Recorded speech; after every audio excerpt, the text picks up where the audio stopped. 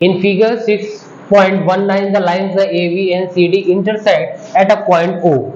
मतलब एक AB और एक CD लाइन से जो दोनों इंटरसेक्ट करती हैं O पॉइंट पर।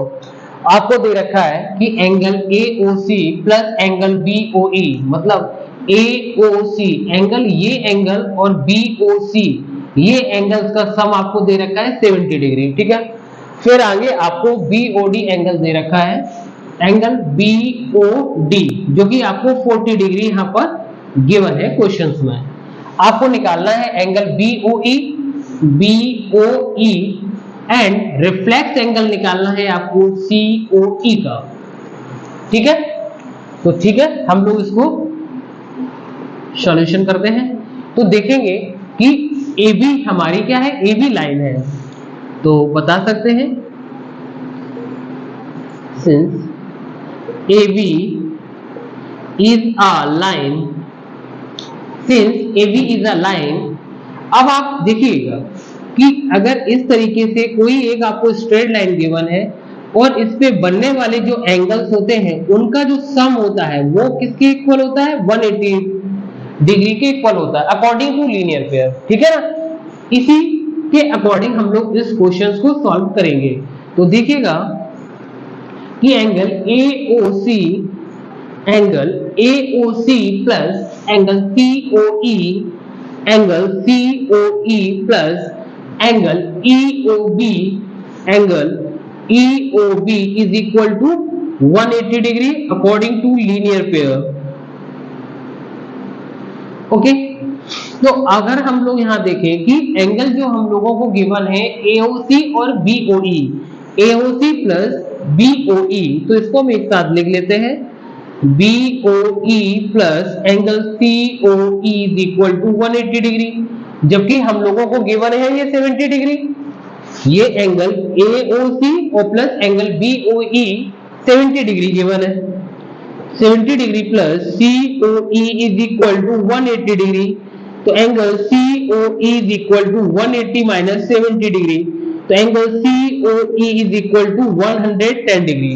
तो हमारा एंगल यहाँ कितना निकला, COE, angle COE 110 degree. Okay, ये एंगल निकल आया। इसी एंगल का हमको रिफ्लेक्स एंगल भी निकालना है। एक चीज और देखेंगे, हमको यहाँ पे और क्या निकालना है, एंगल BOE निकालना है, एंगल BOE निकालना है। तो इस लाइन को हम अगर यहाँ पे हम छिपा देते हैं तो ये हमारी यहाँ पे देखोगे CD हमारी क्या मिल रही है, एक स्ट्रेट लाइन आपको दिख रही है। ठीक है ना, CD हमारी क्या है, एक स्ट्रेट लाइन हो जाएगी। तो बता सकते हैं since CD is a straight line, CD हमारी क्या है, एक स्ट्रेट लाइन है। तो स्ट्रेट लाइन पर बनने वाले जो एंगल्स होते हैं उनका सम कितना होता है, 180 डिग्री होता है।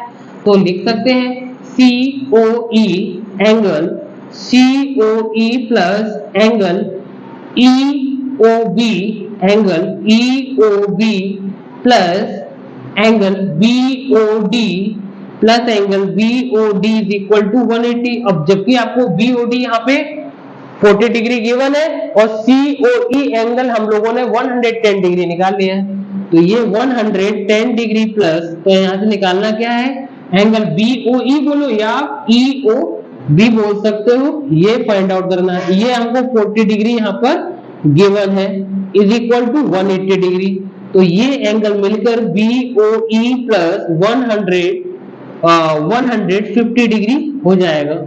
तो 150 degree is equal to 180 degree. तो यहाँ पर हम इसको सब्ट्रैक्ट कर देंगे, angle BOE is equal to 180 minus 150 degree, angle BOE is equal to 30 degree.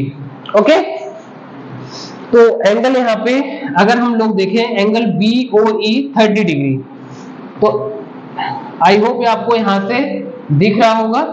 तो अगर एंगल हमने यहाँ से BOE जो निकाला है वो कितना निकाला है, 30 डिग्री। ओके, अगर हम लोग इस एंगल को भी निकाल सकते हैं AOE, कैसे, क्योंकि यहाँ पर अगर हम लोग देखें AOC जो एंगल है, अगर देखेंगे AOC plus angle BOE is equal to 70 degree given है, तो यहाँ पर हम लोगों ने इसको निकाला कितना, BOE, BOE देखते हैं तो 30 डिग्री निकाला है, तो यहाँ पे हमने इसको 30 डिग्री निकाला था, तो AOC इज इक्वल टू 70, तो यहाँ पर AOC इज इक्वल टू कितना 70 माइनस 30, आपका यहाँ पर ये एंगल जो निकल आएगा वो 40 डिग्री निकल आएगा। ठीक है, अब उसके बाद हम लोगों को निकालना क्या है, reflex angle COE, reflex angle reflex angle COE। ठीक है, तो रिफ्लेक्स एंगल देखेंगे, रिफ्लेक्स एंगल निकालते कैसे हैं, तो हम लोग यहाँ पे देख सकते हैं, जैसे मान लीजिए आपको इस तरीके से कोई एक एक्यूट एंगल गिवन है और आपको यहाँ पर ये गिवन है 40 डिग्री। ठीक है ना, इसी को मान लीजिए हम कितना ले सकते हैं, COE, मान लीजिए आपको ये 40 डिग्री गिवन है। ठीक है ना, तो जो इसका रिफ्लेक्स एंगल निकलेगा वो ये निकलेगा। ठीक है, तो क्या करना होता है कि जो कंप्लीट एंगल होता है उसमें से ये 40 डिग्री को माइनस कर देंगे, तो यहाँ पर अगर हमें 360, कंप्लीट एंगल कितने का होता है, 360 का होता है, 360 डिग्री से अगर 40 डिग्री माइनस कर दूं तो 320 डिग्री यहाँ पे हमको क्या फाइंड आउट हो जाएगा। ओके, तो इसी तरीके से यहाँ पे कितना गिवन है, 110 डिग्री गिवन है, तो क्या नहीं हमें यहाँ से कंप्लीट एंगल मेरा कितना होता है, 360 डिग्री का होता है ना, तो इस 360 डिग्री का जो कंप्लीट एंगल होता है अगर हम उससे 110 डिग्री माइनस कर देंगे तो निकल आएगा हम लोगों को कितना, 250 डिग्री। तो रिफ्लेक्स एंगल ऑफ COE कितना हो जाएगा, 360 माइनस 110 डिग्री, तो यहां से 0 से 0 हो गया, 6 से 1 गया 5, 3 से 6 से 1 गया 5, 3 से 1 गया 2, तो ये कितना आ गया आपका COE जो आपका निकला है 250 डिग्री निकला है, और आपका BOE जो एंगल निकला है वो आपका 30 डिग्री निकला हुआ।